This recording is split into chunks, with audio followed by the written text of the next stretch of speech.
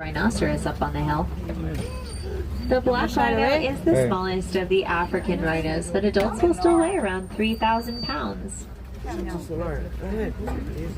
They have a distinctive beak-shaped upper lip that helps them scoop their food up off the forest floor and reach for food from bushes. Bushes and trees are these animals' primary sources of food as well as a source of cover, and the animals who get from bushes and trees are called browsers. Find those bongos that cross the road just up here.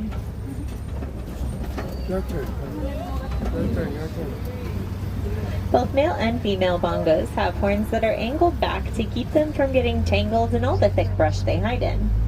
These lighter brown antelopes without horns are called greater kudu. And only male greater kudu have horns that can get to be 6 feet across, so you know that we're seeing females around here.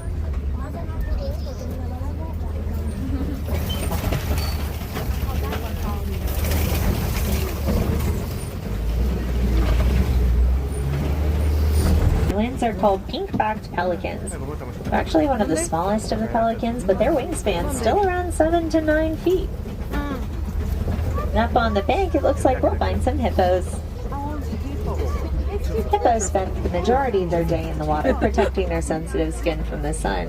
They can hold their breath up to 8 minutes at a time, but occasionally they do head up to the surface and head up to the bank to graze, sunbathe, and nap.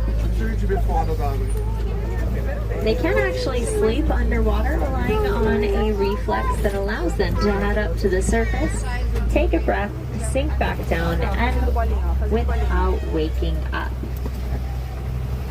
Hippos are considered to be among the largest, and most hippos have been historically feared and respected just as much as the crocodile.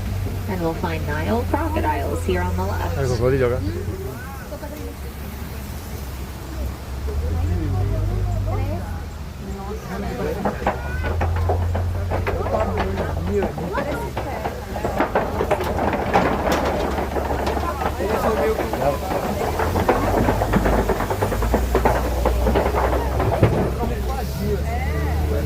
Crocodiles are what are called ectothermic animals. Their body temperature comes from the environment around them, and they can't soar up in the air. They go without leaves entirely for 9 months out of the year to conserve water.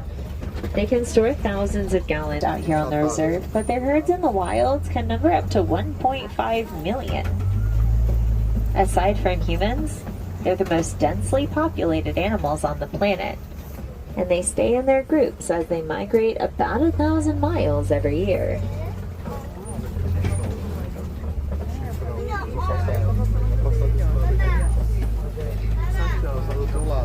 We can find some Ankoli cattle over here on our left as well.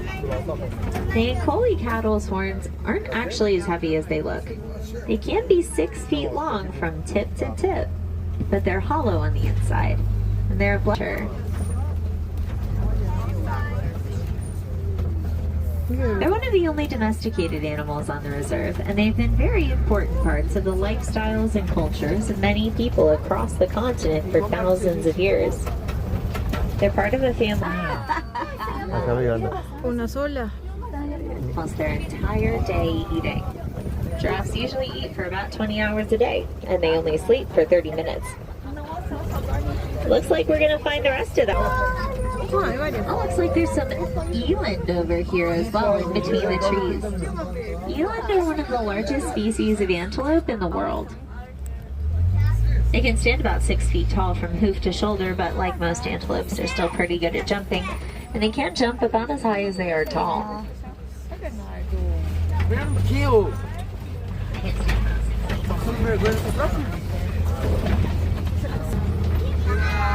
We can learn a lot about these animals' behavior. We're going to circle around a flamboyance of greater flamingos here. These are the largest and lightest pink of their species. In the animal world, the word greater does usually refer to size. But no flamingo starts out pink. They all come out of their shells looking a bit like little gray fluff balls. The color comes from beta-carotene, found in brine, shrimp, and algae. The more they eat, the pinker they look, and they won't look fully pink like adults until at least 2 years. The color fluctuates throughout their lives as well. Even as adults, sometimes they look a little pinker than other times. It all depends. The kind of rhinos that can be found out on the savanna are white rhinos, the largest of them all. Adults usually weigh around 5,000 pounds. They like to hang out around this mud wallow that we're circling here because they've got really the fastest land animal in the entire world. Cheetahs can get from 0 to 60 miles an hour in 3 seconds. Their speed plus their camouflage makes them perfect ambush predators. That's how they hunt. And unlike most cats who are nocturnal, cheetahs are diurnal. They're most active during the day. That's so no one bigger or stronger than them will be around or awake to steal their successful hunts. Cheetahs aren't technically big cats at all. Lions spend the majority of their day asleep or resting. They are nocturnal. During the day, their eyesight's about the one male.